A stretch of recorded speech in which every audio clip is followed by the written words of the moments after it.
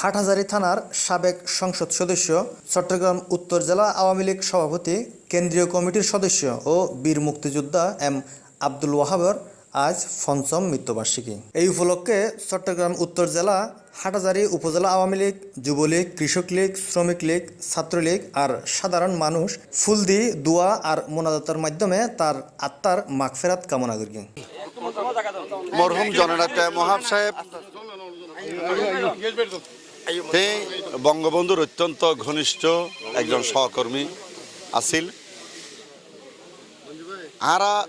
আরা রাজনৈতিক জীবনের মধ্যে অনেক ত্যাগী নেতা দেখি, আর ওয়াব সাহেবের মতো ত্যাগী নেতা আর নও দেখি। দলের বহু দুঃসময় গিয়ে কোনো সময়ের মধ্যে ওহাব সাহেব নীতিচ্যুত নয়। আমৃত্যু বঙ্গবন্ধুর আদর্শরা লালন করছি সত্যিকার একজন জননেতা হিসেবে। এই চট্টগ্রাম মানুষের কাছে একজন জনপ্রিয় ব্যক্তি আছিল। বঙ্গবন্ধু তেরি খুব পছন্দ করত। বঙ্গবন্ধু কন্যা জননেত্রী শেখ হাসিনাও অসম্ভব তেরি শ্রদ্ধা করত। হাটহাজারী উপজেলার উত্তর মাদ্রাসা উচ্চ বিদ্যালয়ের নতুন একাডেমিক ভবনের উদ্বোধন করিয়ে গণপ্রজাতন্ত্রী বাংলাদেশ সরকারের মাননীয় পানি সম্পদ মন্ত্রী ব্যারিস্টার আনিসুল ইসলাম মাহমুদ এমপি।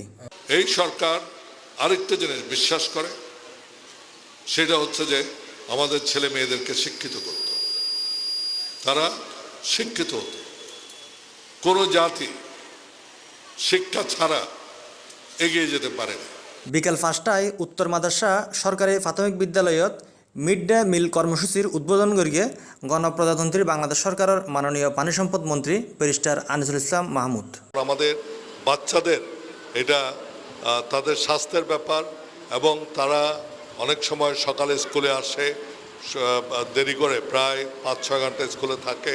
তারা অনেক সময় খাওয়া পায় না, অনেক সময় ভালো পানি থাকে না।